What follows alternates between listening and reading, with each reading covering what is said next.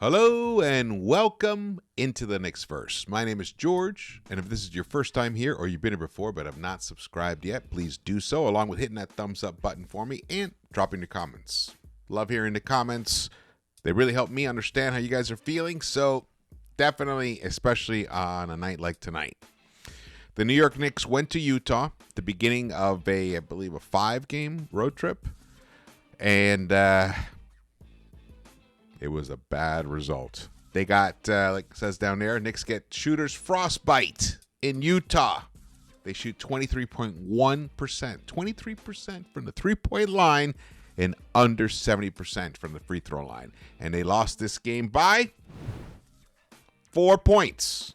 4 points against the Utah Jazz. Haven't been able to do a couple of recaps for the past couple of games. Been dealing with some personal issues. And this is just not the way I wanted to come back. This is very, very disappointing. It's kind of shocking, especially when you look at the numbers, when you look at the data. It doesn't look like a game that the Knicks should typically lose. And I'll show you what I mean.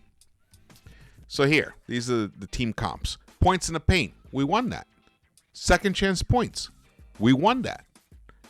Fast break points, we won that. And somehow we lost this game by 4. We lost this game by 4 because look at that, three-point shooting. We shot 23.1%, they shot 38.1%. But look at the free throw line. The Knicks went to the free throw line repeatedly and could not capitalize. Now, the Jazz didn't either, obviously, but they hit their threes. And the big stat of the night, and this is going to be the story for this team moving forward. So pay attention. Pay attention, Knicks, or anyone related with the Knicks watching this. Move the fucking ball. Look at those. Look at the assists. 31 assists for the Jazz, 21 for the Knicks. Guess which team lost? Really easy to tell. Very easily tell. Look at the rebounding. Now, we lost the rebounding battle. Okay, I get it. We lost Mitch Robinson, and that happened while I wasn't able to do videos. Devastating loss for this team in terms of personnel and roster construction. He is the foundation. He is the roots of this whole defensive scheme for Mr. Thibodeau. So, of course, there's going to be an adjustment period. So we lost that. We were minus 10 in rebounds. But why do we have to be a minus 10 in assists to the Utah Jazz, who are playing without Jordan Clarkson, without Collins? They were down players too. And yet, we lost this game. There's going to be no highlights here tonight. I can't speak for very long. I don't have too much throat right now. I haven't slept much in the past 5 days, maybe 10 hours total, 12 hours total in the past 5 days. Actually, last night I slept okay, but previous to that. So, this whole thing came apart in the third quarter. Let's move forward here. I tweeted this out. This was, this was with 10 minutes left in the game. Knicks are playing the stupidest type of basketball you can possibly play right now versus the Jazz.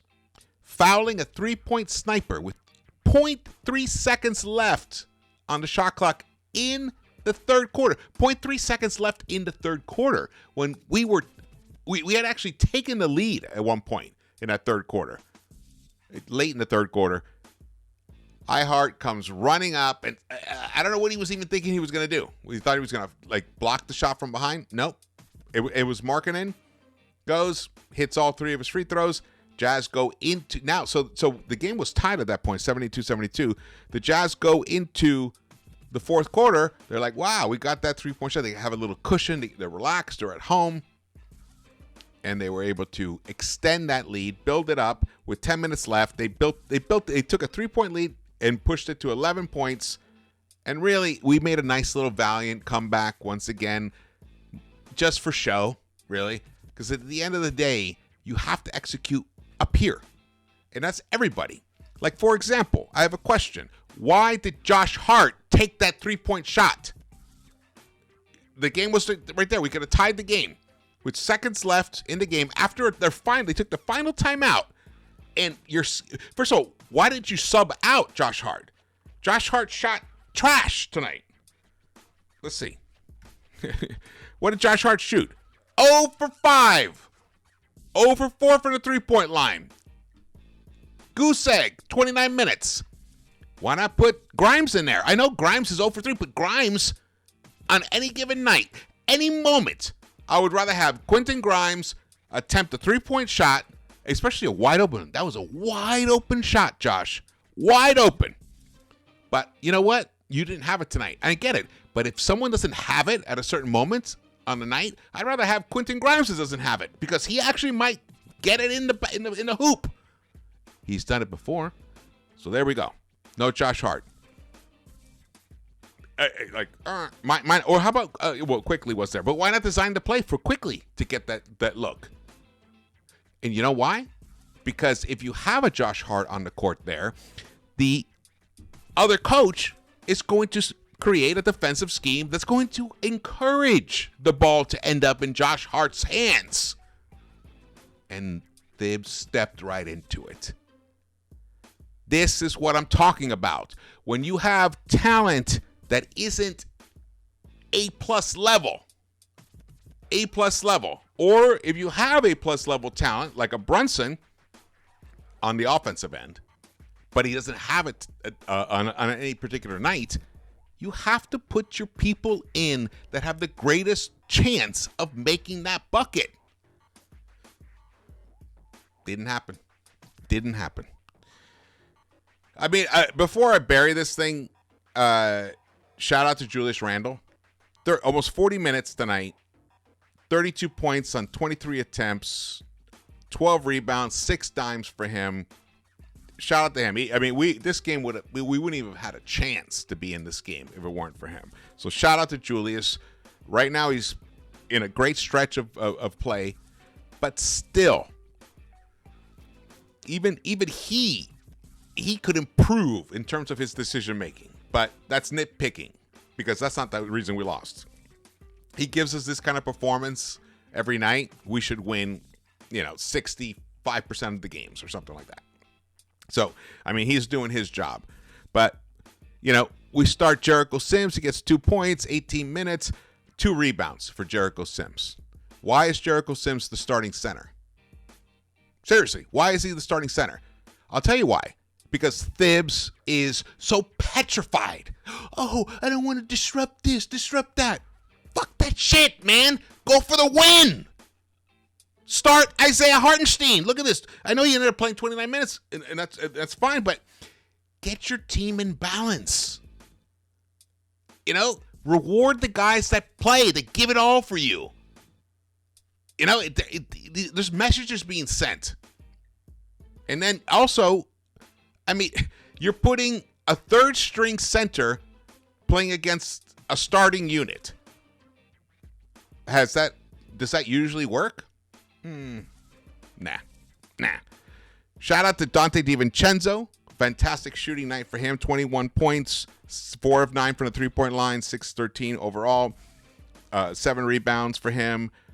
Tremendous. God, what play was that? He had a tremendous. I think it was like a putback dunk. It was just outstanding.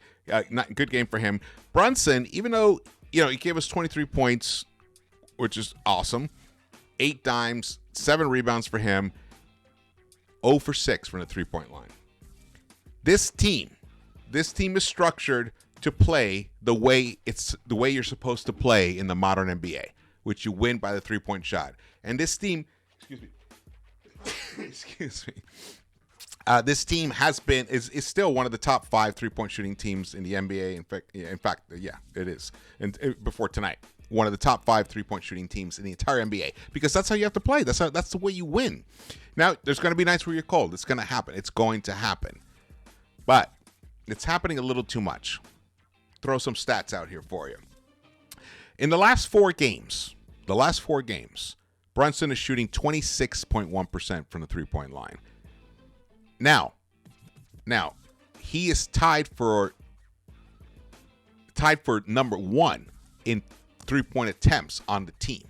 Tied for number 1 in three-point attempts on the team.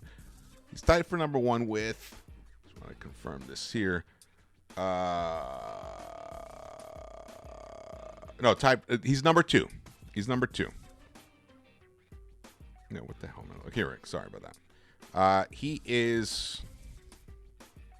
No, he's tied for number 1 with R.J. Barrett for most three-point attempts right now. So he's tied for number 1 for most three-point attempts in the game, almost 6 attempts per game. He's shooting 26%. R.J., who's also averaging almost 6 attempts per game the last 4 games, he's shooting 30%. And then the next guy is IQ, who is shooting 5 attempts per game. He's shooting 33% from the three-point line.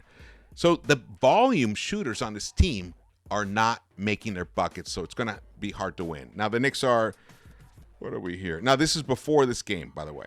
Before this game. So who knows what the percentages are now. Pretty dismal. So when you're not hitting your three-point shots, it's going to be hard to win. It's going to be hard to win, which means you have to play smarter.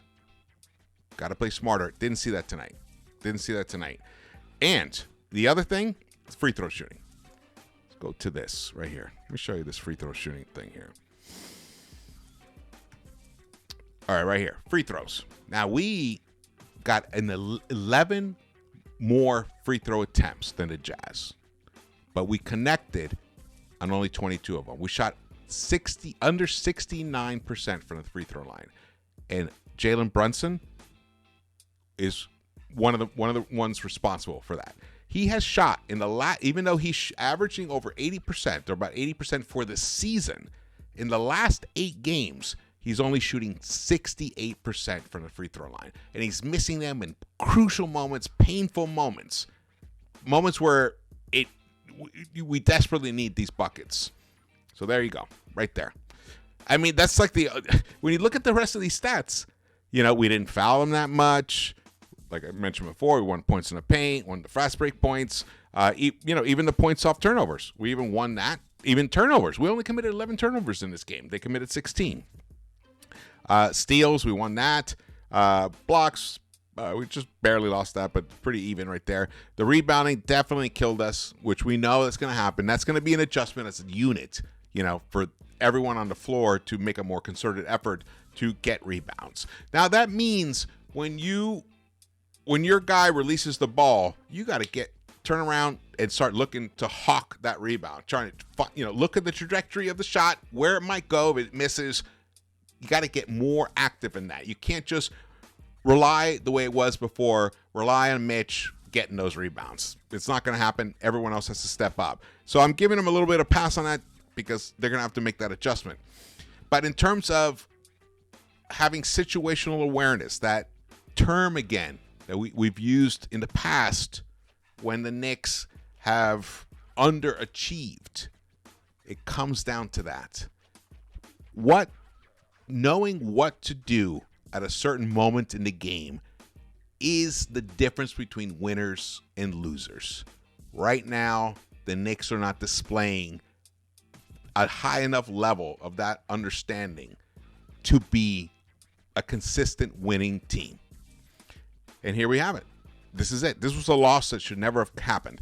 The Knicks are going on a long road trip. I mean, they are on this is the first game of a long road trip. They're going to play the Suns on Friday, the Clippers, the Lakers, and then they got 2 games against the Bucks. This is a rough, and there's another game in between. This is a rough stretch. Now it's, unfortunate that, we lost Mitch, and, we got IQ back because he missed the previous game. I'm wondering where the solutions are going to come from. At some point, teams or people reveal what they really are. And usually they do it very upfront in the very beginning. Sometimes in sports, it's not so obvious. It takes a minute or two because things can evolve. There's different factors. There's injuries, whatever. There's conditioning issues. So players can, get better conditioning as the season goes on. So in this respect, I'm more concerned about the team. Like, why wasn't it Donte taking that shot instead of Josh Hart? Well, guess what? It's because Josh Hart was on the court.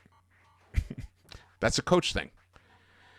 So I'm going to try to keep this a little short because there's not too much fun to talk about here.